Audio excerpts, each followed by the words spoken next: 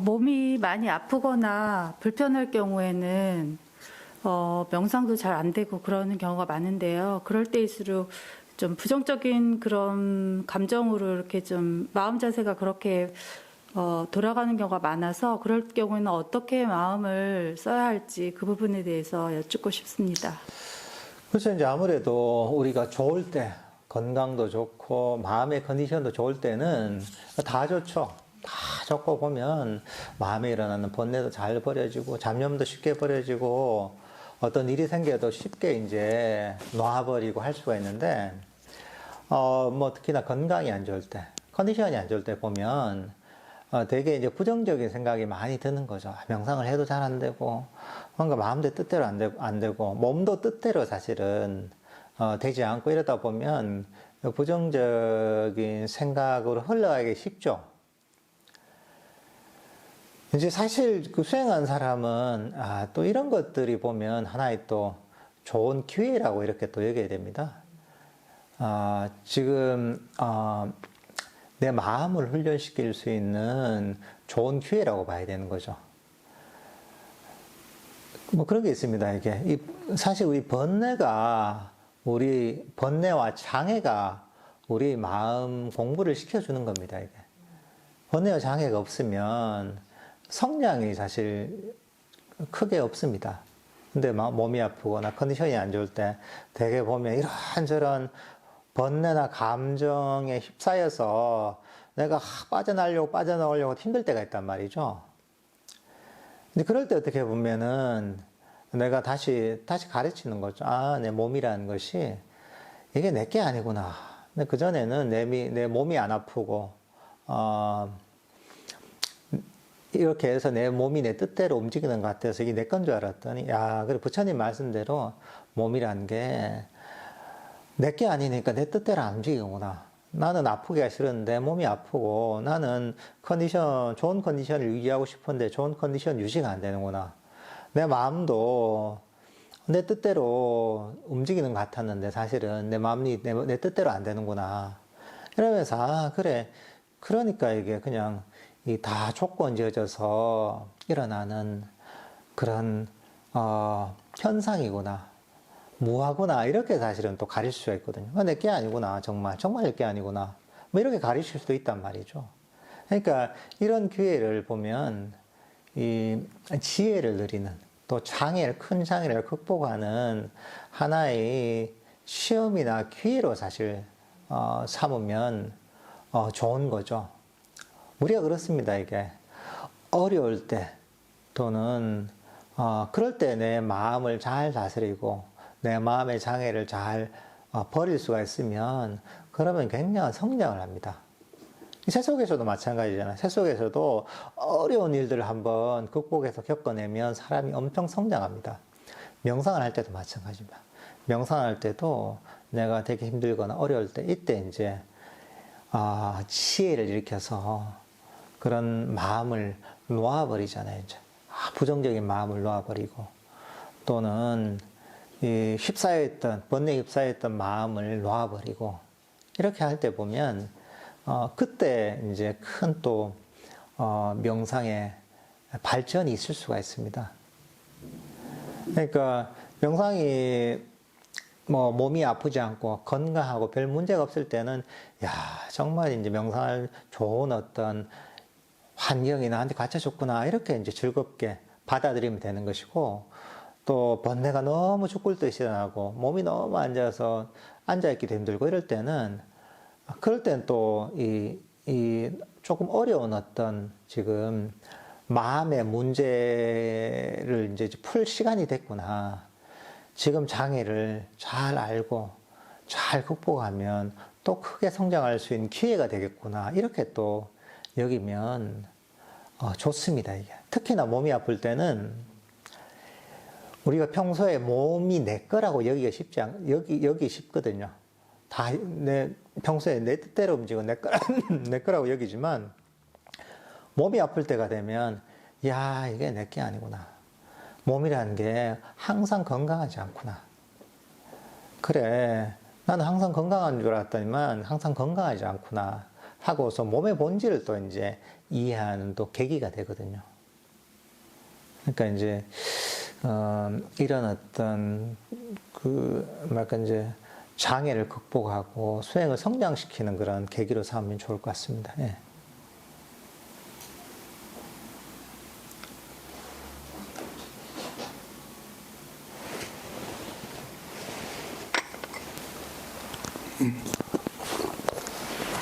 그렇죠.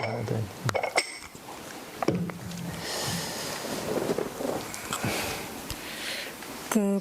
부처님 말씀에 무소의 뿔처럼 혼자서 가라 이런 말씀도 있으셨고요. 선우가 중요하니 도반이 중요하다 이런 말씀도 하셨는데 그 부분에 대해서 약간 이렇게 어떤 때는 무소의 뿔처럼 혼자서 가라 이런 것이 이렇게 이렇게 그 두 부분이 약간 매치가 안 되고 어떨 때 어떻게 적지적소의 그런 지혜를 발휘해야 될지 모를 때가 인간관계에서 그런 부분이 좀 궁금할 때가 있어서 여쭙고 싶습니다. 그렇죠. 이제 경전 읽다 보면 그런 게 나오죠. 때로는 무소의 뿔처럼 혼자 가라 이러기도 하고, 때로는 뭐 도반이 뭐 수행의 전부다 이런 얘기도 있습니다. 때로는 뭐 그런 얘기도 있죠. 성스러운 침묵을 지켜라 뭐 이런 얘기도 있죠. 우리가 이제 그 맥락을 사실 이해해야 됩니다. 부처님 가르침 또는 경전을 읽을 때는 그 맥락을 읽어야 됩니다. 결국은 이 부처님의 모든 어떤 가르침 자체가 우리에게 불선법을 버리고 선법을 개발하기 위해서 모든 가르침을 주신 거거든요. 번뇌에서 벗어나는, 탐진체에서 벗어나는 그런 방향으로 가기 위해서 우리의 어떤 말과 행동과 마음을 쓰는 방법을 가르치신 거거든요. 예를 들면 무처의 불처럼 혼자 가라 이럴 때는 주위에서 안 좋은 영향을 주는 사람들이 있단 말이죠. 너무 나에게 부정적인 영향을 끼치는 사람이 있단 말이죠. 내가 너무 이제 안 좋은 행동이나 안 좋은 말을 하도록 또는 부정적인 영향을 주는 그런 사람들이 있다면 그런 경우에는 조금 피하는 게 좋은 거죠. 피하고 조금 접촉을 줄이는 게 좋은 거죠. 그렇지만 이제 내가 만약에 도반이다 하면 법담을 하거나 불교에 대해서 나누거나 이러면서 그게 내가 오히려 굉장히 좋은 영향을 받을 수 있단 말이죠. 그러면 그 도반이나 그런 지인들이 굉장히 큰 도움이 되는 거죠. 근데 이제 우리가 또 이 사회생활을 해야 된단 말이에요. 사회생활을 해야 되면 우리가 혼자서 고립돼서 생활할 수가 없잖아요. 그러니까 또 사회생활 하기 위해서 필요한 또 관계가 있단 말이죠. 만약에 그걸 전혀 안 하고 하다 보면 그게 잠시는 그게 유지가 될지 모르지만 그게 지속 가능하지 않은 경우가 있거든요. 사회에서 완전히 좀 너무 관계가 너무 없다 보면 사회생활 하기 쉽지 않은. 그래서 오히려 그게 나중에 나에게 삶의 스트레스로 다가오는 경우가 있거든요. 그러니까 균형이 필요한 거죠, 이게. 내가 지속적으로 내가 수행을 하거나 또 명상을 해나가고 법을 공부해 나가는 데 있어서 그게 지속 가능하도록 하는 정도 수준에서 보면 내가 해야 되는 거죠. 그러니까 내가 싫다고 만나지 않을 수도 없는 것이고 또 내가 원하는 거 다 할 수는 없잖아요. 그러니까 크게 보면 내가 좋은 영향을 이건 불교 수행뿐만 아니죠. 어쨌든 간에 좋은 영향을 받을 수 있는 사람들을 좀 접촉하거나 만나거나 관계하면 좋은 거죠. 우리 불교 공부를 수행한다면 도반들이랄까 이런 어떤 같이 공부를 하는 사람들한테 또 좋은 영향을 받을 수 있는 사람들하고 이제 교류를 하거나 법담을 나누거나 하면 굉장히 좋은 거죠. 그렇지만 이제 그렇게만 할 수 없기 때문에 적절하게 균형을 유지해야 되는 거죠. 내가 이 세속에서 살아가면서 내가 꾸준하게 불교 공부를 해나가고 명상을 해나가는 데 있어서 이게 지속 가능하도록 적절하게 균형 잡힌 어떤 인간관계를 사실은 해야 되는 거죠. 너무 극단적으로 생각하지 않는 게 좋죠. 무소불처럼 혼자 가라고 해서 인간관계 다 끊고 혼자만 수행해내는구나 이렇게 생각하시면 안 되죠.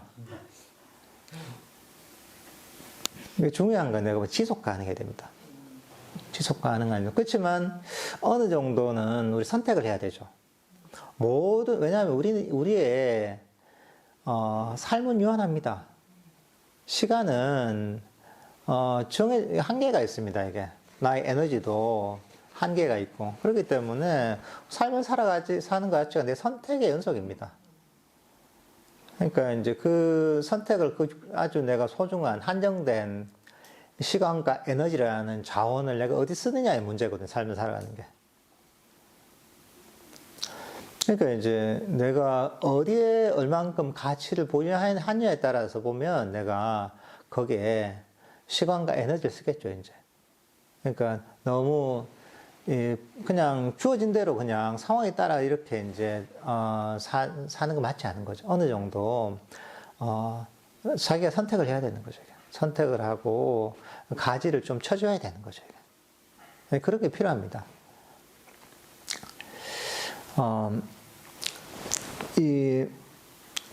근데 이제 어쨌든 간에 너무 극단적으로 생각하지 않는 게 좋습니다. 어떤 경우에는 본인의 현실을 고려하지 않는 경우가 많습니다. 본인의 현실을 고려하지 않고 머릿속에서 그린 내 수행자의 상을 그려요. 그리고 거기다가 내 삶을 맞추려고 하는 경우가 있어요. 나는 사실 그렇지 않은데 머릿속에 그려진 이상적인 수행자 상이 있단 말이죠. 그러면 이제 이 수행자가 부처님이 그래 쉽게 해서 음악도 듣지 말라고 하고 춤도 추지 말라고 하고 뭐 즐길 걸 즐기지 말라고 TV도 보지 말아야 되고 음악도 듣지 말아야 되고 뭐 이렇게 한단 말이죠. 이제 사실 그것도 수행의 차원에서 필요할 때가 있죠. 필요한 사람이 있고. 그렇지만 본인은 하루 종일 수행하는 게 아니잖아요.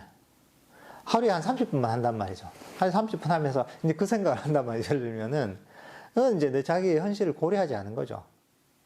그러니까 일단은 자기 자신을 잘 봐야 돼요. 내가 현재 수행을 한다면 어느 정도 수행을 하고 있고 현재 내 상황은 어떤 것인가 자기 자신을 있는 대로 봐야 됩니다. 머릿속에 그리는 나의 모습이 아니라 현재 이대로 나의 모습을 봐야 돼요. 이걸 인정을 해야 돼요. 보고서 여기에 맞춰서 내가 뭔가 생각을 해야 돼요. 그래야지 수행하는데도 오류가 없습니다. 우리가 학생 때 그런 게 있잖아요. 방학을 하면 뭐 숙제나 뭐 이런 것도 많이 있지만 또 계획을 세우잖아요. 그죠? 그죠? 어릴 때 계획을 세우면 왜 그래 공부하는 시간이 많았던 건 몰라 이제 동그랗게 이제 시간표를 만드는데 공부 시간이 왜 이렇게 많은지 몰라 이게 하루도 못 지켰다가 보니까 방학 동안 하루도 못 지키고 근데 이제 그건 뭐냐면 내 현실을 고려하지 않은 거죠. 현재 그 본인의 상황이나 능력이나 습관이 이런 것들을 고려하지 않고 그냥 머릿속에 그린 이상적인 학생의 모습 그것만 생각하고 계획표를 짠 거잖아요. 그러면 못 지키거든요. 그러니까 항상 자신의 현실을 고려해서 그리고 거기에 맞춰서 보면 우리의 수행의 어떤 계획이나 이런 것도 짜는 게 좋죠. 머릿속에 막 이제 신심이 올라와서 막 그린 나의 어떤 수행자 이상적인 모습에다가 현실을 맞추려다 보면 항상 스트레스가 됩니다. 왜냐하면 거기에 난 따라갈 수가 없거든요. 그러면 안 됩니다. 내 현실을 고려해서 할 수 있는 현실적인 그런 수행의 어떤 계획을 세워야 됩니다. 이게 인공관계도 마찬가지고 또 수행하는 시간이나 이런 것들도 마찬가지고 이런 것들을 그렇게 하다 보면 이제 꾸준하게 할 수 있고 또 자신감도 붙거든요. 내가 계획한 바를 하게 되면 그러면 거기서 덤으로 더 하면 되거든요.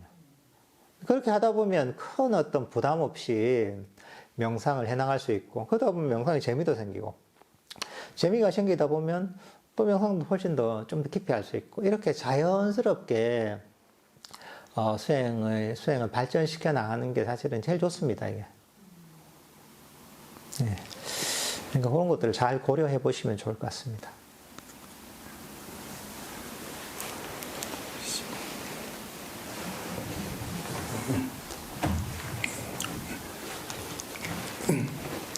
그 부처님께서 저희들에게 사성제와 발정도와 더불어 보시와 지계에 대해서 중요성에 대해서 네. 말씀하셨다고 알고 있습니다. 네. 그러면 저희들이 수행함에 있어서 보시와 지계의 그 소중함과 같이 어떻게 활용이 되는지 좀 알고 싶습니다.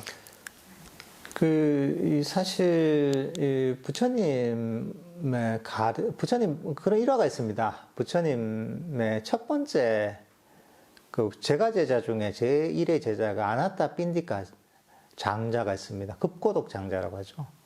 이게 부처님의 제가 제자 중에 거의 첫 번째에 해당하는 신도였는데, 이분이 이제 엄청난 당시에 대상이었죠. 요즘 무슨 재벌 연구도 했죠. 재벌이고 신심도 대단해서 기원정사를 보시하신, 당시에 부처님 20여 년 머무셨던 기원정사를 보시하셨고, 굉장히 큰 당시에 불교계에 큰 역할을 했던 분이죠.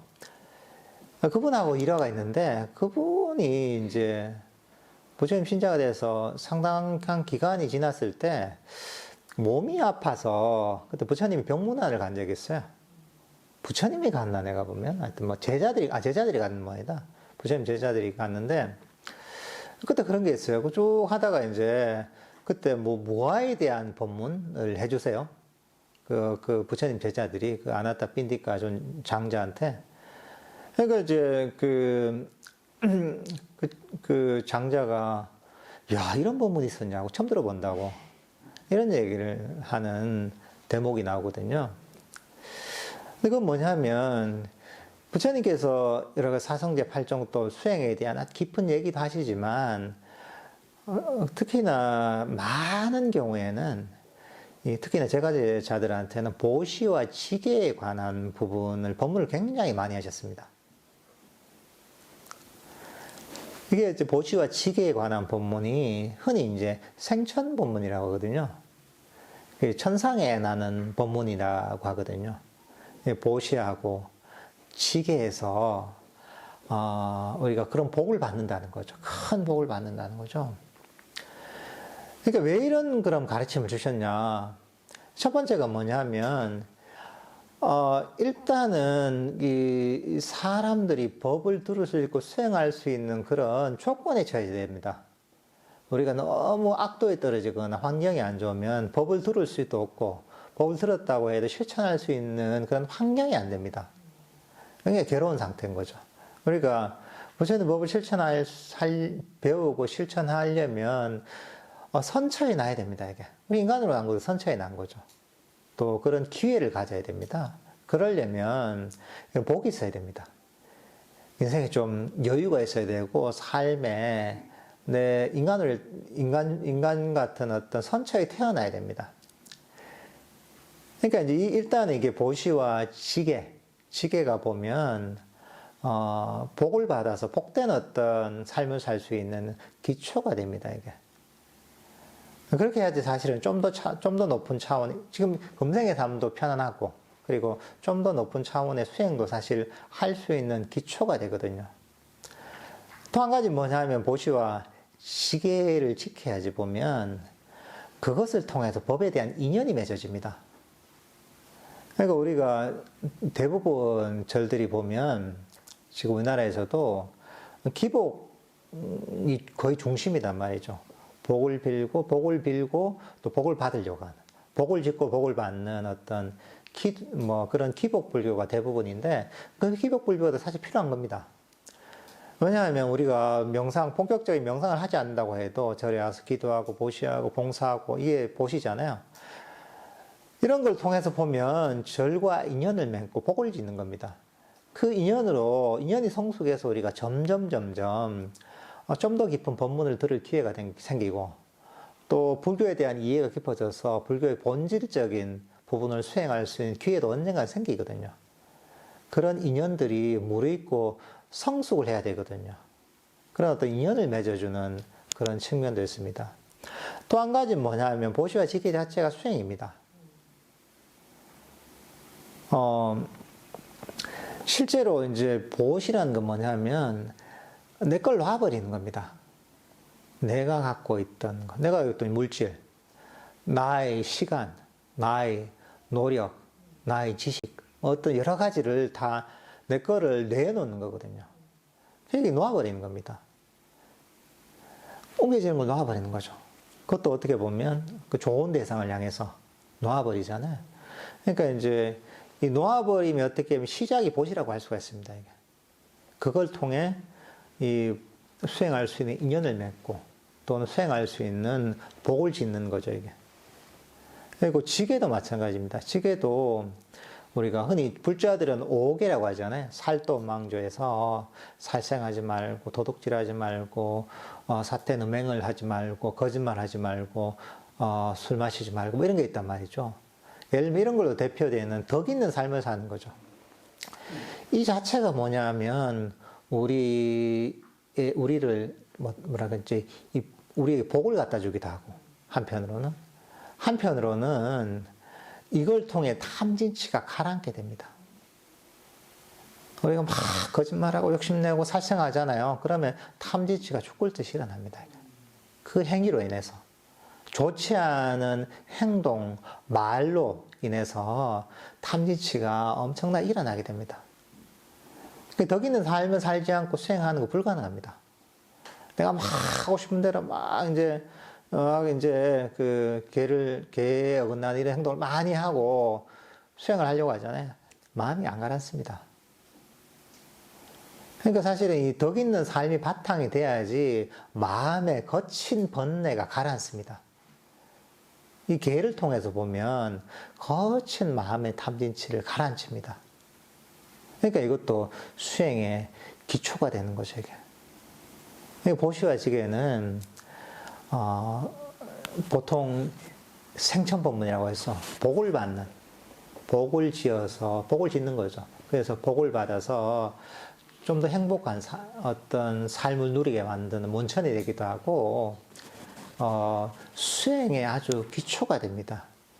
그래서 흔히 절집안에서도 보면 그런 얘기가 있거든요. 행자 때 복 지은 걸로 우리가 수행을 한다 이런 얘기가 있습니다. 절집안에.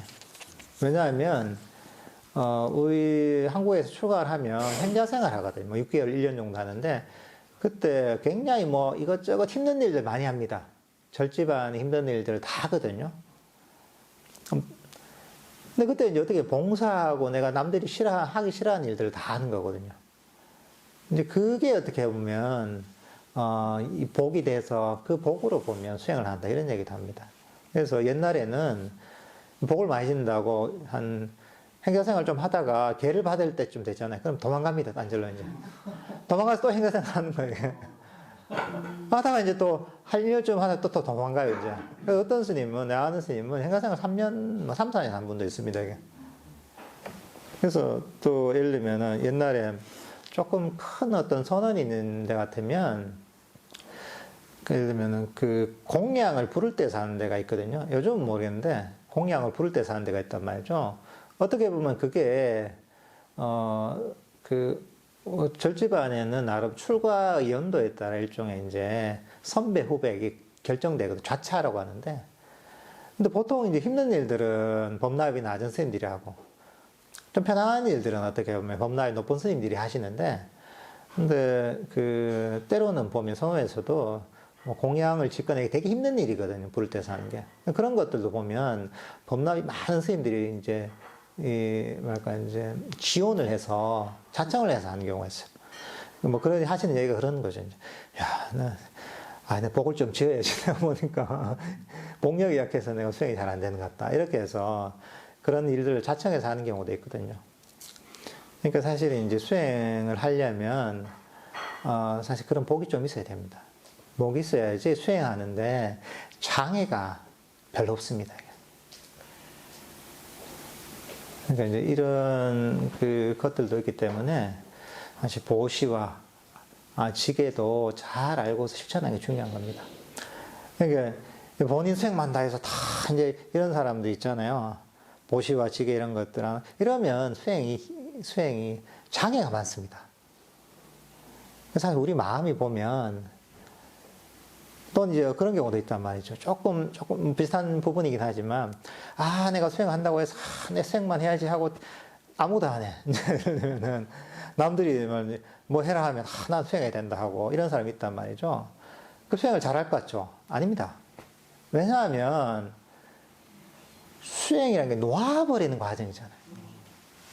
이게 이해되는 게 뭐냐면 우리가 아나파나사티를 자해명상을 하고 걷기명상을 하고 수행을 좌선을 하는 이유는 뭐냐면 놓아버리기 위해서 이런 수행이 있는 거예요. 그걸 위해서 그런 어떤 수행 방법을 활용하는 겁니다. 근데 마음은 계속 움켜쥐죠. 내가 더 돼야지, 더 성취해야지. 이 마음을 가지잖아요. 그죠? 그러면 이게 수행하고 완전히 반대로 가는 겁니다. 그러니까 이걸 잘 이해해야 돼요. 그러니까, 그래. 내가 하고 싶은 게 있으면 포기하고, 그래, 내 봉사를 하자. 이 마음이 보면 오히려 마음을 놓아버리게 만드는 거죠. 그러니까 이걸 잘 이해해야 됩니다. 결국은 명상의 방향은 움켜쥐던 것, 놓아버리는 겁니다. 내 걸 놓아버리는 겁니다. 그것을 위해서 이런 다른 명상법들이 있다는 걸 이해를 해야 됩니다. 그래야지 방향을 잃지 않고 갈 수가 있습니다. 근데 이제 세속에서 우리가 막 부자 되려고 돈을 모아서 내 거 해서 이제 이 수전노처럼 이렇게 돈을 모아서 부자가 된 사람 있잖아요. 세속에는 우리 부자가 되죠. 불교수행은 그런 게 아닙니다. 불교수행은 내 걸 챙기고 지키는 게 아니라 내 걸 놔버려야 되는 겁니다. 포기해야지 명상이 발전하는 겁니다. 명상이. 그러니까 어떻게 하면 놓아버리고 어떻게 하면 포기하고 할 수 있느냐. 그게 어떻게 보면 명상의 관건입니다. 그러니까 보시, 지게는 다 포기하는 거다. 포기하는 거거든요. 내가 갖고 있는 것들 놓아버리고 내가 하고 싶은 것들 절제하는 것, 그것도 포기하는 거잖아요. 이런 것들을, 이런 어떤 원리를 잘 이해하고 우리가 수행을 해야지 수행에 바른 길을 갈 수가 있습니다. 예. 예. 선정과 삼매 없이도 현재를 생각 없이 알아차리는 훈련으로도 어느 정도 진보가 있을까요? 그게 어떻게 보면 삼매를 기르는 과정의 한 부분이죠. 현재를 알아차리는 것. 그러니까 사실 이게 우리의 마음의 구조를 이해해야 됩니다. 마음의 원리를 이해해야 되는 거죠. 단편적으로 우리가 마음이 현재 순간을 알아차린다. 이걸로 마음이 좀 깨어나고 이렇죠. 마음도 좀 더 고요해지고 이런 게 있죠. 그렇지만 전체 원리를 이해해야 되는 거죠. 그래서 부처님께서 뭐 사성제 8정도 얘기하잖아요. 개정의 사막을 얘기하잖아요. 사마타 이빠사나를 얘기하잖아요. 그 이유가 뭐냐면 이 마음의 원리가 있는 겁니다. 예를 들면은 우리가 수학 문제를 풀려고 하잖아요. 수학 문제를 풀려면 그 공식을 정확하게 이해해야 되잖아요. 그 원리를. 마찬가지입니다. 마음의 이런 괴로움의 문제를 해결하려면 그걸 풀 수 있는 정확한 마음의 공식을 이해해야 됩니다. 그게 어떻게 불교 이론이고 단순히 이론이 아니에요. 실천적 방법론이에요. 이거는. 불교 이론은 머릿속에서 나온 게 하나도 없습니다. 전부 다 이 가슴에서 체험에서 나온 겁니다. 그러니까 우리는 이걸 제대로 이해하려면 이론에 그치는 게 아니라 이것들을 체득을 해야지 이게 내게 되는 겁니다. 그러니까 우리가 이 불교의 목적은 뭐냐 하면 유일한 목적은 괴로움에서 벗어나는 게 유일한 목적입니다. 불교라는 종교는 다른 존재 이유가 없습니다. 유일한 존재 이유, 처음에 이 불교라는 가르침이 나온 이유는 괴로움의 소멸을 위해서 나온 겁니다. 부처님께서 그렇게 얘기하십니다. 이 법을 설한 유일한 목적은 괴로움의 소멸이라고 얘기하세요. 이 모든 이론도 괴로움의 소멸을 위해 존재하는 겁니다. 아까 얘기했던 보시지계도 결국은 괴로움의 소멸을 위해서 존재하는 겁니다. 우리가 뭐 사마타 위파사나 얘기하잖아요. 지혜와 삼매의 측면인데, 사실 이런 것들도 보면 괴로움이 일어나는 거, 괴로움의 원인이 있다거든요. 그 괴로움의 원인들을 버리기 위해서 사마타, 위파사나, 삼매와 지혜가 존재하는 겁니다. 우리가 아까 계라고 했잖아요. 계를 통해서 보면 일종의 이제 이것도 보면 괴로움의 원인인 탐진치를 버리는, 거친 탐진치를 버리는 역할을 합니다. 이게 기초가 됩니다. 그 다음에 이제 삼매와 지혜, 뭐 흔히 사마타 위파사나라는데, 이것을 통해서 뭐냐면 이것도 마찬가지로 괴로움의 원인인 탐진치를 버리는 접근 방식입니다. 근데 이제 접근 방식이 조금 다른 거죠, 이게. 사마타적인 접근 방식은 뭐냐면 명상 주제를 알아채서 마음에 일어나는 탐진치를 버리는 것. 위파사나는 뭐냐면 이해와 반조를 통해서 괴로움의 원인들, 탐진치를 버리는 것입니다. 그 우리 마음을 관찰하는 것. 마음을 있는 그대로 보는 것은 뭐냐면, 여기도 보면 사마타, 위파사나, 삼매와 지혜가 다 담겨 있는 겁니다. 마음에 일어나는 장애들, 탐진치를 보면서 이것들을 이게 내 집착할 바구나 없구나 하고 버리게 되면 이게 지혜의 측면인 것이고, 그냥 현재 마음 상태를 있는 그대로 알고 있으면, 그럼 이게 일종의 이제 사마타, 삼매의 측면을 개발하는 겁니다. 현재의 순간, 과거와 미래를 버리고 현재의 순간 아는 것도 굉장히 도움이 되죠. 그렇지만 이게 좀 전체를 좀 알아야 됩니다, 이게. 전체 이 명상의 구조를 좀 알고서 하면 좋습니다. 물론 이제 과거와 미래를 버리고 마음을 현재에 두는 것만 해도 많은 마음의 짐들, 마음의 장애가 사라집니다. 그리고 마음이 이것만 해도 많이 깨어납니다. 그렇지만 이제 이것만 알아서는 안 되는 거죠. 이것을 통해서 어떤 방향으로 우리 마음을 개발해야 될지를 사실 알아야 됩니다.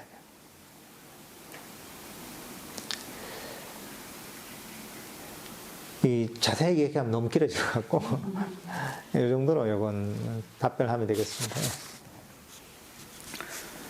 예, 저는 그 불면증 때문에 많이 좀 힘들어 했었었는데요. 명상을 하면서 많이 그 불면증이 좀 고쳐지고 해서 그런 효과는 많이 봤습니다. 그런데 이제, 일을 쉬다가 다시 일을 시작하면서, 그 다음날 일을 하려면 좀 잘 자야 되는데 이런 생각이 계속 그 약간 불안증처럼 오면서 다시 또 불면증이 오기 시작했거든요. 그래서 그런 경우에는 좀 어떻게 그 마음을 좀 다스려야 될지, 그러니까 그 다음 일 때문에 계속 그런 불안증이 있고 또 막 자야 된다고, 잘 자야 된다는 강박증처럼 생각이 계속 반복되면서 이제 시간이 자꾸 지나가면서 또 이런 것들을 어떻게 좀 다스려야 될지 궁금합니다. 그 명상도 보면 우리가 잘 해야 되겠지 하면 잘 안 됩니다.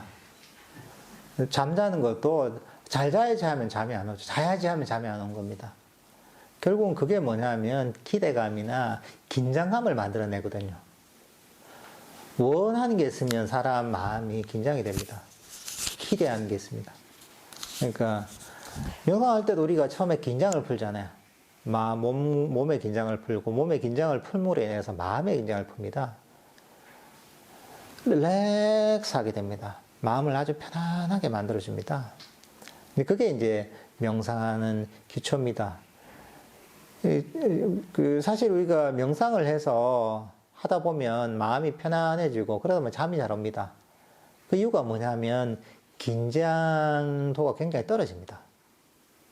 긴장도가 떨어지다 보니까 잠이, 사실 불면증이 있던 분들도 잠이 잘 오는 겁니다. 그러니까 만약에 잠이 안 올 때 있잖아요. 명상을 하는 거죠, 이제. 배운 대로 명상하는 거죠. 잠이 그래도 안 온다. 아유, 잘 됐네. 명상하면 되지. 자려고 안 하는 게 좋습니다. 몇 시에 꼭 자야 된다. 이 생각 안 하고, 잠자는 시간에도 불을 끄고 앉으세요, 일단. 좌선하고 앉아가지고, 명상이나 하자. 이런 거. 잠이 안 오면 계속 명상하는 거죠. 딴 걸 하면 안 됩니다. 딴 거 하지 말고 불을 끄고 명상을 하면 됩니다. 하다 보면 졸리게 됩니다, 이게. 그러니까 자려고 일부러 눕지 마세요, 이게. 진짜 졸리면 눕고, 아니면 자선하고 있는 거죠. 잠이 안 왔다 이러면 얼마나 좋습니까, 이제. 밤에 잠을 적게 자고 명상을 했으니까 좋은 거죠. 그러니까 자려고 애를 안 쓰는 게 좋습니다.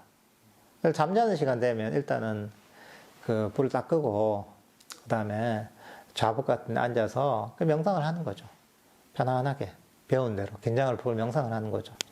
그렇게 해서 이제 졸릴 때 주무시면 됩니다. 근데 보통 좀 있다 보면 금방 졸립니다. 왜냐하면 하루 종일 일을 했잖아요. 직장 다니시면 피로가 있기 때문에 졸립니다. 안 졸리면 명상하면 되죠. 그렇게 마음을 먹으면 내가 마음에 부담감이 없거든요. 근데 자야지 하잖아요. 그러다 보면 그게 마음에 긴장을 불러일으키고 그 긴장이 잠을 못 자게 만드는 거죠. 그러니까 꼭 잠자야 된다는 그 강박관념을 없애는 게 제일 중요한 겁니다.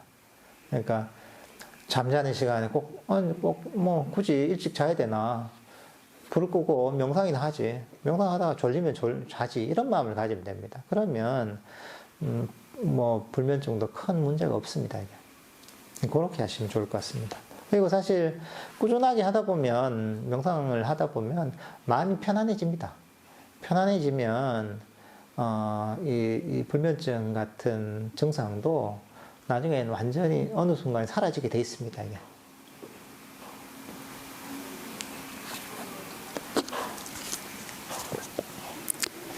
백일 명상을 그동안은 시간을 정해서 해왔는데 명상의 에너지가 커지는 것을 제한하는 원인일 수도 있겠다는 생각이 듭니다. 명상의 시간을 시작 전에 설정하는 것은 부적절한 수행 방법인지 여쭤봅니다. 만약에 이제 그보다 더 하면 더 해도 괜찮죠. 최소 미니멈이라는 거죠. 그러면 내가 평소에 내가 더 한다 이러면 더 하면 되죠. 시작할 때 내가 평소에 어떤 경우 그런 경우 있거든. 나는 1시간 해도 훨씬 잘할 수 있는데 30분만 딱 해놓으니까 30분만 하고 이제 그만하는 경우도 있단 말이죠.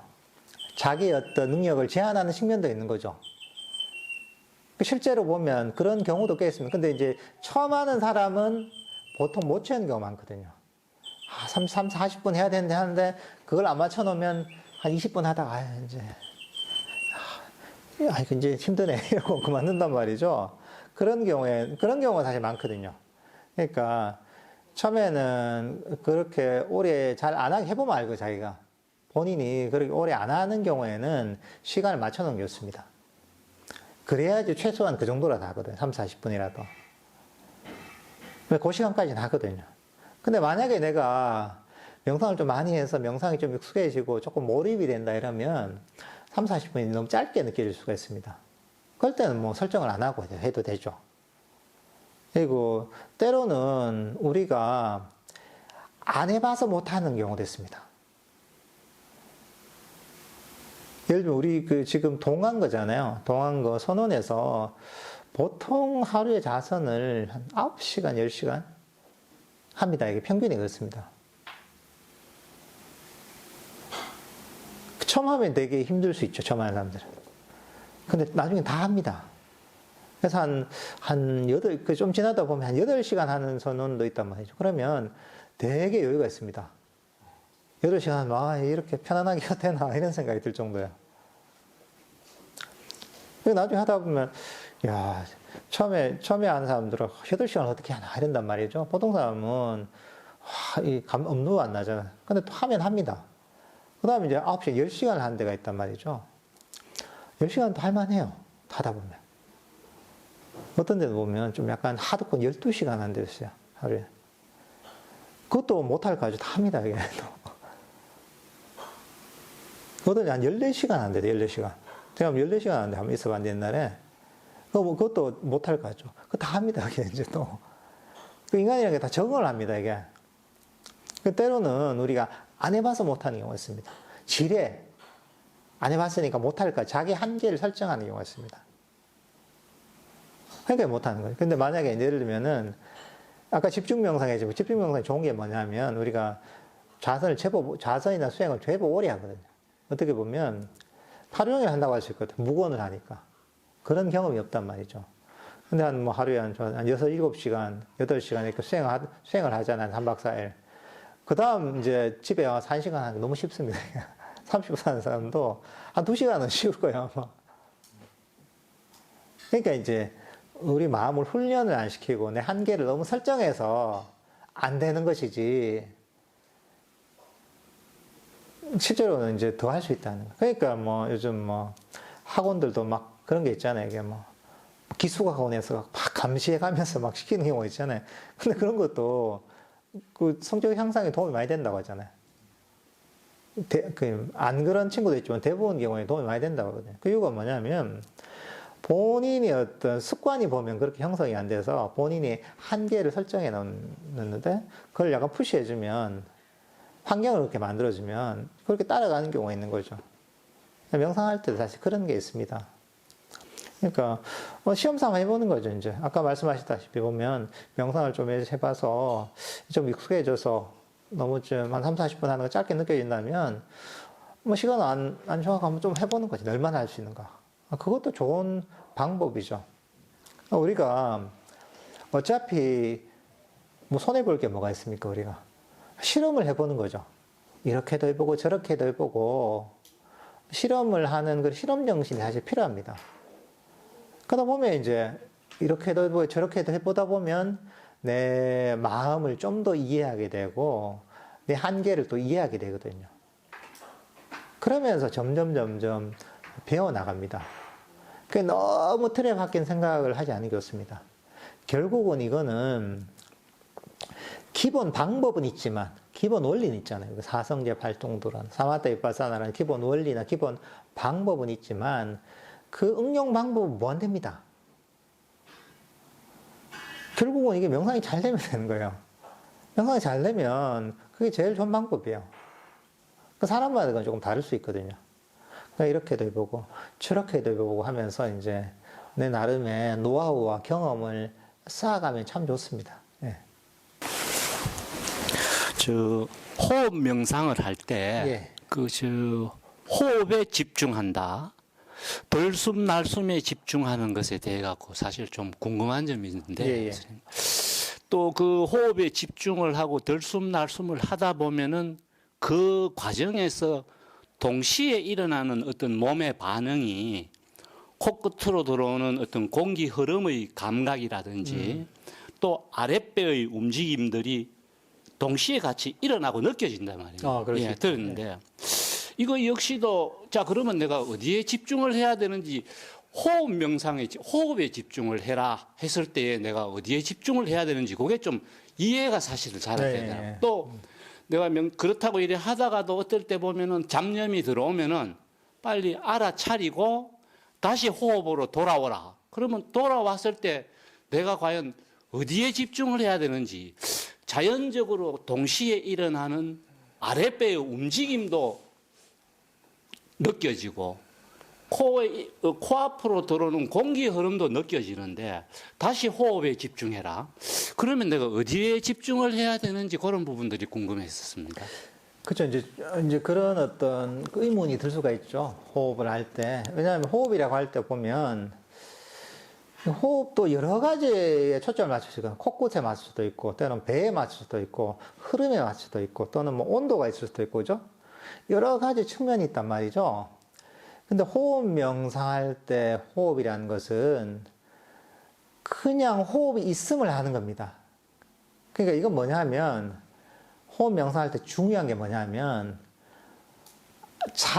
자세히 알아차리고 하면 안 됩니다, 이게. 호흡 명상할 때 우리가 보통은 호흡을 하려고 자세히 알아야지 하잖아요. 그러면 안 됩니다. 그냥 편안하게 관심만 가지는 거예요. 그러니까 관심만 살짝 두는 겁니다, 이게. 자세하게 얘가 뭐 하지? 코끝에 어떤 느낌이 나지, 배에 어떤 느낌이라 이까지 가면 안 됩니다. 그냥 호흡을 알기만 하는 겁니다. 이게 사실 되게 중요한 겁니다. 우리가 한 호흡을 들이킨단 말이죠. 이게 자연호흡을 대상으로 하죠. 호흡이 들어오잖아요. 그죠? 호흡이 들어올 때 우리가 인식의 단계가 어떻게 되냐면 호흡이 있구나 알잖아요. 근데 좀 더 절 알아차리면 호흡에서 코끝을 향해 들어오네. 코끝에 들어왔다가 이게 배 쪽으로 내려가네. 배가 움직이네. 이까지 아는 게 뻗쳐나갈 수 있잖아요. 근데 그까지 뻗쳐나가지 말고 호흡이 있네. 여기까지만 하는 거야. 더 이상 관심을 안 기울이는 거야. 더 이상 이제 깊이 안 들어가는 거야. 그러니까 우리가 이런 거죠. 이게 지금 여기 그 창밖에 보면 저 바다가 보이잖아. 바다 그 조그만 배가 보이거든요. 배 보는데 배가 있네 이렇게 알 수 있잖아요. 그죠? 슬쩍 보고 있으면. 그죠? 근데 더 자세히 보면 배 모양이 어떻고 배 사이즈가 어떻고 색깔이 어떻고 사람이 몇 명 타고 있고 이것도 알 수 있잖아요. 그죠? 근데 그까지 안 간다는 거. 배가 있네. 이대로 있는 거죠. 그 멈추는 거죠. 그러니까 호흡 명상의 목적이 뭐냐 하면 호흡을 아는 게 목적이 아닙니다. 호흡을 통해서 마음을 멈추는 게 목적입니다. 그걸 이해해야 돼요. 호흡 명상은 호흡을 자세하게 아는 게 목적이 아닙니다. 이거는 호흡을 통해서 마음을 편안하게 이 자리에 멈추는 겁니다. 멈추기 위해서 이게 사실 호흡 명상하는 겁니다. 이게 뭐냐 하면 호흡 명상을 할 때 우리가 평소에는 마음이 과거로 갔다가 미래로 갔다가 이런 생각이 났다 저런 생각이 일어나잖아요. 그죠? 그 마음이 여기저기로 막 떠돈단 말이죠. 왔다 갔다. 근데 호흡을 알게 되면 호흡을 알려면 마음이 멀리 도망을 못 가잖아요. 그죠? 그러면 마음이 호흡 요걸 아는 데서 머물게 된단 말이죠. 요걸 위해서 사실 이러면서 마음을 멈추기 위해서 호흡을 활용하는 겁니다. 그러니까 호흡을 안다고 할 때 우리는 호흡의 느낌을 아는 것도 아니고 뭐 호흡의 코끝을 통해 호흡을 아는 건 아니고 배를 통해 아는 것도 아니고 호흡의 움직임을 아는 것도 아닙니다. 그냥 호흡이 있구나만 아는 겁니다. 그러니까 그냥 아주 가벼운 관심이죠. 더 이상 깊이 알려고 하지 않는 겁니다. 그러려면 어떻게 해야 되냐? 우리가 긴장을 풀어야 됩니다. 먼 산 보듯이잖아요. 먼 산 볼 때 긴장을 쫙 풀고 있잖아. 바다 우리가 지금 이제 보고 있잖아요. 그죠? 바다를 보면 어떻습니까? 배가 있구나. 다 있는 거죠. 먼 산 보듯이. 아무 생각 없이. 하지만 배는 보이지 않아요. 여기서 이대로 있는 겁니다. 더 이상 자세하게 알려고 하지 않는 겁니다. 호흡이 들어왔네. 나갔네. 이것만 하는 겁니다. 그러면 뭐냐면 우리가 자세하게 알려고 하면 호흡을 움켜쥐게 됩니다. 호흡을. 긴장을 하게 돼요. 긴장을 한다 마음이 움직여요. 떨리는 거예요. 그러니까 이게 이런 거예요. 이게 호흡을 움켜쥐는 거예요. 잡아야지 하면 긴장이 되고 이 컵을 들고 있어 힘이 들잖아요. 근데 이건 뭐냐면 우리는 가만히 내두고 보고만 있는 겁니다. 컵이 있네. 이렇게 있는 거예요.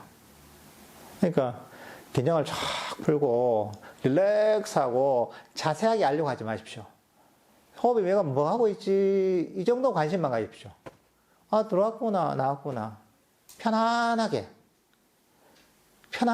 이렇게 있다 보면 긴장을 풀고 있다 보면 더 이상 깊이 있게 들어가지 않습니다. 이게. 그래서 흔히 경전에서도 보면 그런 게 나오거든요. 세세한 사항을 알아차리려고 하지 말라 이러거든요. 그게 뭐냐면 집중해서 알려고 하지 않는 겁니다. 이게. 자세하게 알려고 하지 않는 겁니다. 사실 자세하게 알려면 끝이 없습니다. 이게 느낌은. 우리 감각이라는 것은 끝이 없습니다. 이게. 거의 이제 무한대로 더 깊이 들어갑니다. 근데 아까 말씀드렸다시피 호흡 명상의 목적은 호흡을 아는 게 목적이 아니에요. 자세히 아는 게 목적이 아닙니다. 그러니까 이거는 마음을 멈추기 위한 게 목적이기 때문에 마음을 멈춰서 편안하게 휴식하기 위해서 호흡을 활용하는 겁니다. 수단이 될 수도 있는. 호흡이 수단이죠. 그게 수행 방편이 여러 가지가 많잖아요. 그러니까 방편이 많은 이유는 뭐냐면 수단이기 때문에 여러 가지가 있는 겁니다. 그러니까 호흡을 할 때는 긴장하지 마십시오. 일단 아까 릴렉스하고 편안하게 몸에 긴장을 풀고 어깨에 힘을 쭉 빼고 눈을 감고 호흡 얘가 뭐하지? 그 호흡은 자연호흡을 대상으로 하잖아요. 그러니까 저절로 일어나잖아요. 그냥 들어왔구나, 나왔구나. 그대로 있는 겁니다. 사실 나중에는 호흡을 알려고 하는 게 아니라 내가 멈췄기 때문에 호흡이 알아져야 됩니다. 내가 알려고 하는 게 아니라 내가 내가 편안하게 긴장을 풀고 멈춰 있잖아요. 그러면 호흡에 대한 변화가 알아차리게 돼 있습니다. 왜냐하면 내가 가만히 있을 때 있잖아요. 가만히 긴장을 풀고 있으면 이때 가장 두드러진 변화는 호흡이거든요. 그냥 호흡 쪽에 관심만 가지는 거죠.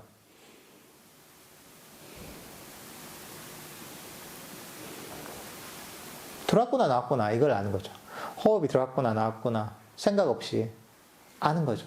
그걸 반복하는 겁니다. 그렇게 하다 보면 나중에는 마음도 점점 편해지고 몸에 대한 인식도 점점 사라집니다. 우리가 호흡에 관심을 막 가지잖아요. 더 깊이 하면 몸이 사라지지 않습니다. 관심을 가진 건 계속 드러나거든요. 근데 나는 몸에 관심이 없고 호흡의 느낌에 관심이 없어요. 단지 호흡이 들어왔다 나왔다는 것만 알잖아요. 그러면 내가 관심 없는 몸은 점점 사라집니다. 몸은 사라지고 나중에는 호흡에 대한 인식만 남습니다. 그 이유가 뭐냐면 몸에 대한 관심이 없는 거죠. 배가 일어나든 위치가 코끝이든 인중끝이든 아무 관심이 없잖아요. 관심이 없는 건 사라집니다. 단지 나는 호흡을 아는 거, 호흡이 일어나는 거에만 관심을 가져요. 이 정도만. 그러면 호흡만 알게 돼요. 그럼 다른 데 관심을 가지잖아요. 그러면 다른 게 훨씬 많이 알아요. 만약에 내가 호흡의 느낌을 쭉 해서 약간 기운을 느끼듯이 알잖아요. 예를 들면, 호흡에 들어와서, 이 배로 들어와서, 그 다음에 이렇게 기운이 쫙 퍼져나가는 이런 느낌을 알면 나중에는 그런 느낌이 개발됩니다. 그럼 기가 돌고 이래요. 그게 약간 단전호흡하고 비슷한 겁니다. 불교 수행, 불교 호흡 명상 전혀 그런 거 관계 없습니다. 근데 관심이 전혀 없어요. 단지 편안하게 들숨과 날숨 이것만 하는 거예요. 위치에도 관심이 없고 느낌에도 관심이 없고 편안하게 먼 산 보듯이 호흡이 있구나, 들어왔구나, 나왔구나 이런 거죠. 생각 없이. 요 방향으로 사실은 호흡 명상을 해야지, 그렇게 해야지 이제 우리가 이 5가지 감각, 몸에 있는 5가지 감각에서 벗어나서 마음의 영역으로 들어갈 수가 있습니다. 만약에 몸에 관심이 많으면 몸이 안 사라집니다. 그러면 오감의 영역에 계속 머물게 됩니다. 뭘 해도. 근데 여기에 대해 관심이 없으면 오감의 영역이 점점 사라지고 나중에는 완전히 그 5가지 감각 영역에서 벗어날 수가 있습니다. 근데 이제 제일 좋은 방법은 긴장을 풀고 릴렉스하고 아무 욕심 없이 먼 산 보듯이 호흡 하나 이 정도 관심만 가시는 거죠. 그렇게 사실 호흡 명상을 하시면 좋습니다. 네. 평소에 번뇌가 많은 사람은 기억력이 떨어지는 건가요? 아니죠. 사람마다 다르죠. 이거 기억력이 좋은 것도 약간 재능의 영역입니다. 제가 아는 어떤 스님인데, 그분은 기억력이 너무 좋은 분이 있어요. 유명한 분이에요. 그래서 모든 것들 하나도 안 잊어버린 분이 있어요. 그런 약간 특이한 그냥 업이죠. 그건 어떻게 보면. 재능이기도 하고. 그래서 어떤 신도분이 그분한테 경전에 어떤 질문을 했나 봐요. 그것도 잘 보는 경전도 아니고 질문하니 그분이 이제 당신 이제 도서관이 있는데 도서관에 책이 엄청 많이 꽂혀 있는데 경전이 그 중에 하나를 딱 뽑더니 그 페이지를 정확하게 딱 펴요. 그리고 몇 번째 줄을 손으로 딱 집어가지고 여기 나오네 이렇게 이제 이렇게 지적을 해준 분도 있다 하더라고요. 이건 이게 그 내용이 어느 책, 몇 페이지, 몇 번째 줄에 나오는 걸 다 기억하는 분인 거죠. 이런 분들도 있거든요. 그러니까 이제 그게 그 어떻게 보면 기억력이라는 것도 한편으로 보면 자기 업이 있죠. 그 정도. 그렇지만 이 사람마다 다른 것 같아요. 기억력이 아주 좋게 태어난 사람도 있고 또 나쁘게 태어난 사람도 있고 뭐 어느 정도 개발될 수도 있죠. 사실 기억력을 자꾸 훈련하다 보면. 그렇지만 상당 부분은 보면 좀 타고나는 게 있죠. 근데 사실 이게 또 기억력 좋은 거 또는 머리가 좋은 거하고 뭐 IQ가 좋거나 또는 기억력이 좋은 거하고 수행하고 아무 관계 없습니다. 그게 참 특이한 거예요. 세상에서 막 엄청나게 공부 잘하고 머리가 좋고 기억력 좋은 사람 수행 잘할 것 같잖아요. 공부할 때 집중력이 좋고 안 그렇습니다. 그 별개입니다. 왜냐하면 불교 수행은 기억하고 막 이해해서 막 뭔가 이제 정리하는 이런 종교가 아닙니다. 보통 이제 불교를 잘못 이해하면 불교를 그런 걸로 이해하거든요. 불교가 막 뭐에 대해서 깊이 알고 불교 철학도 많이 알고 유식도 알고 뭐 화엄도 알고 또는 뭐 한문도 많이 알고 뭐 빨리어도 많이 알고 이렇게 해야지 불교를 깊이 이해한다고 생각은 전혀 아닙니다.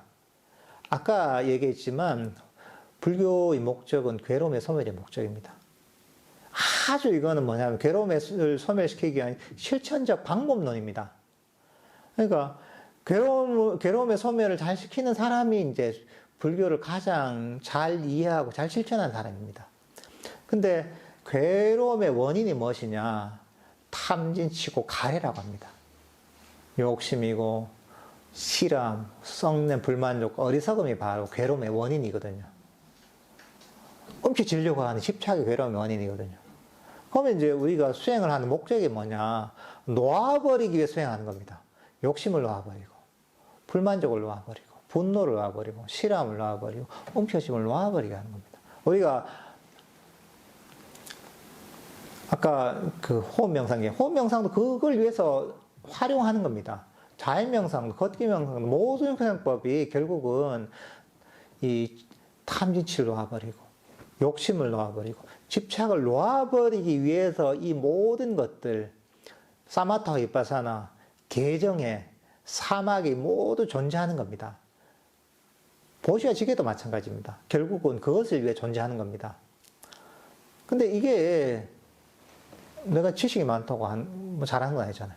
집중력이 많다고 암기력이 좋다고 잘하는 게 아닙니다. 전혀 관계없습니다. 단지 우리는 이 기본적인 법을 이해하고 이걸 이해하고 그대로 배운 대로 내 마음을 그렇게 쓰고 실천을 하다 보면 놓아버리면 잘 실천하는 사람은 그만큼 이제 불교를 깊이 있게 이해하고 체득할 것이고 그걸 못하는 사람은 아무리 머리가 좋고 아무리 기억력이 좋고 뛰어나더라도 불교 수행하고는 거리가 먼 거죠.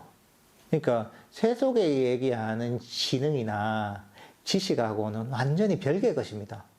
그래서 불교 공부가 좋은 게 뭐냐면 내 기억력이 진짜 떨어져도 관계없습니다. 아무 관계 없습니다. 내가 진짜 난 공부를 안 해도 관계없습니다. 지식이 적어도 관계없습니다. 단지 배운 대로 그대로 이제 실천할 수 있는 그 정도 이해력과 그 정도의 믿음과 실천력이 있으면 누구나 할 수 있는 겁니다. 나이가 들어도 관계없습니다. 젊을 때 보면 세속의 학문이나 이런 것들은 젊지 않으면 못합니다. 젊을 때 머리가 확 팽팽팽팽 돌아가고 그런 어떤 그 지능과 두뇌가 있어야지 뭔가 성취를 이뤄낼 수 있거든요. 근데 이거 불교 수행은 안 그렇습니다. 불교 수행은 그런 성취를 위한 게 아니라 놓아버리는 과정이거든요. 그러니까 나이가 먹어도 별 관계가 없습니다. 내가 나이가 먹어서 기억력이 떨어져도 별 관계가 없습니다. 이제. 단지 그 법을 바로 배우고 그대로 실천할 수만 있어 놓아버릴 수만 있으면 이거는 누구나 사실은 할 수가 있는 거죠. 그런 게 이제 다른 학문하고 완전히 다른 점입니다, 불교가.